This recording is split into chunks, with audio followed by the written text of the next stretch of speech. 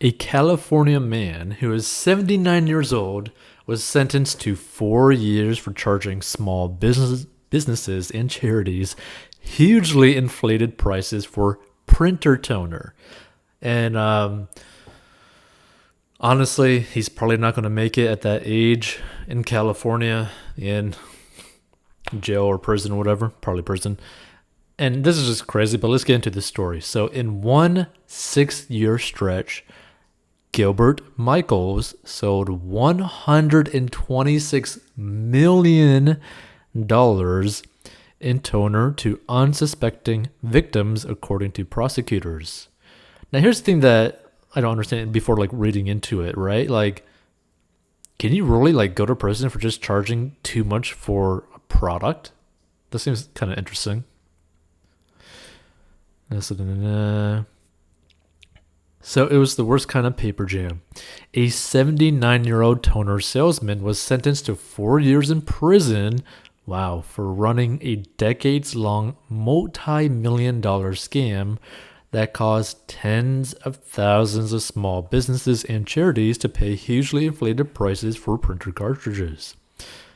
Gilbert Michaels of West Los Angeles was accused of utilizing boiler room telemarketing businesses to dupe victims into paying as much as 10 times the retail price for toner, federal prosecutors said. He was convicted with 6 others of conspiracy, mail fraud, and money laundering in December 2019. But see, here's the thing, right? I find it interesting that, because this is printer toner, right? So say that you have printer toner and say the retail price technically is I don't know, $60, but now you charge for $600, right? Is that technically illegal to do something like that? Okay, so Michael's operation dates back to the 1970s. Prosecutors say he may have defrauded more than 50,000 victims around the country over the years. In one 6-year stretch, prosecutors said Michaels sold $126 million worth of toner to unsuspecting victims. Among the victims were a YMCA, a California country club, a Christian preschool in Alabama, a tow truck company, and a steelworkers union local in Kentucky. In pre-sentencing court filings, Michael's attorney said their client was a Navy veteran in poor health, and they said that the charges against him were rooted in the cutthroat nature of the toner business, and that many of the allegations were based on accusations from biased competitors. Michael's lead attorney, Paul Mayer, declined to comment. So during a 6-week trial, prosecutors said Michael's companies IDC Cervico and Mitel International handled billing and shipping of the toner cartridges while relying on separate boiler room outfits to make the sales. As part of the scam, the telemarketers would pretend to be representatives of toner supply companies many of the businesses already had contracts with, and so the telemarketers would then tell the victims that the price of toner had increased, but they could buy it at the previous lower price, prosecutors said. Okay, now this makes sense, okay? This is why it's basically illegal, right? Because they basically pretended to be companies that they were not to basically sway, the potential buyer or sucker into buying something, right? This isn't something where hey, there's printed toner out there that you can buy for $60 per whatever, but we're selling this for $600, but ours is better basically, or should be better than the other one, right? That's a little bit different than basically saying we're totally those companies that you deal with, and the price is drastically increased, but you could pay for us, for the previous thing. So basically they blatantly they actually pulled a scam. Okay, so that makes way more sense, right? Because I'm listening and reading about this. It's what? You can go to prison for selling high cost printer toner? That doesn't make sense. But now it does. So IDC sent inflated invoices to a Southern California storage company that only used typewriters to do business according to court documents.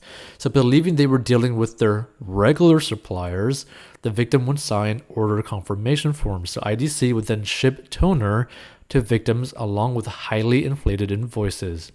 When the companies would complain, IDC would threaten legal action or to turn them over to collection agencies, prosecutors said. If IDC did agree to take the toner back, it would demand significant restocking fees, prosecutors said. So authorities caught onto the scheme in one case when IDC sent inflated invoices to a Southern California storage company that only used typewriters to do business according to court documents. One aspect of the fraud was that the telemarketers didn't disclose they were working with IDC.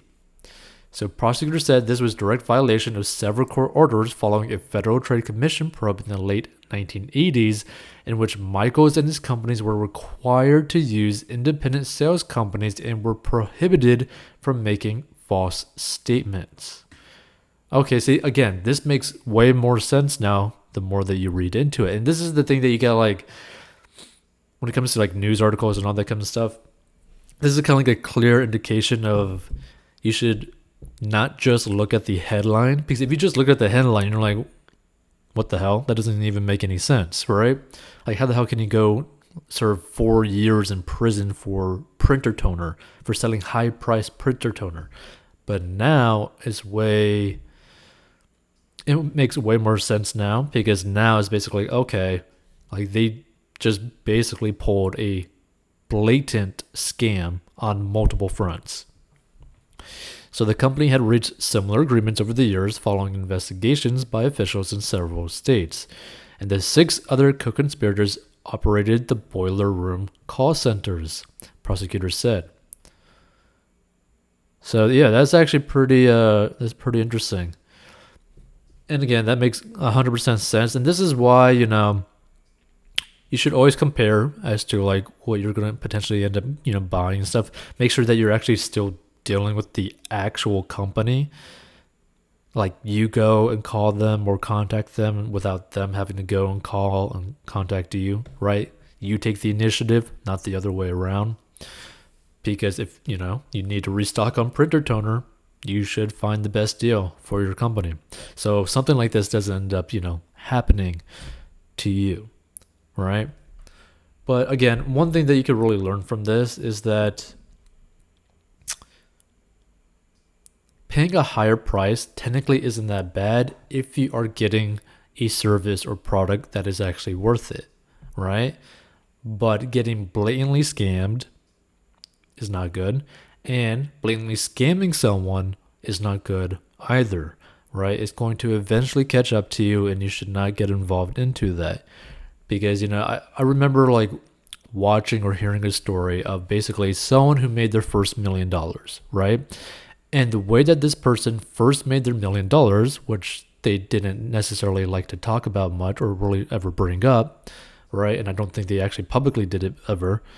But this individual apparently got very early on into the whole Kindle ebook publishing, right? Where you could self-publish ebooks, right? Well, this individual made $1 million selling really crappy ebooks, right? And apparently, like really crappy ebooks that made claims that they could cure basically incurable things, right? Like cancer, like, some sort of virus, like HIV, crazy stuff, right? So when I heard about this, right, from like a podcast or something, it kind of goes to show you that there's always going to be people out there willing to do whatever it takes, regardless of the moral side of it, to make money, right? There's always going to be like a bad apple in, a massive pile of apples, right? So just keep that in mind, stay safe, make sure that you keep your money right. And here's the thing. If you structured your business right in a way, or like your personal finances in a way where you're debt free, you have an emergency fund, and you don't really have to worry too much about finances to the highest degree, if something were to happen like this where you got scammed, you would be able to weather the storm without like completely destroying your financial situation, right? So if you want to learn how to get out of debt, go to 40inbox.com to learn how to get out of debt. Because no one should ever be in like this type of situation where you get blatantly screwed over. But if you were to get blatantly screwed over, you should be in the financial position or have a strong enough financial foundation so that you necessarily do not have to be destroyed by it.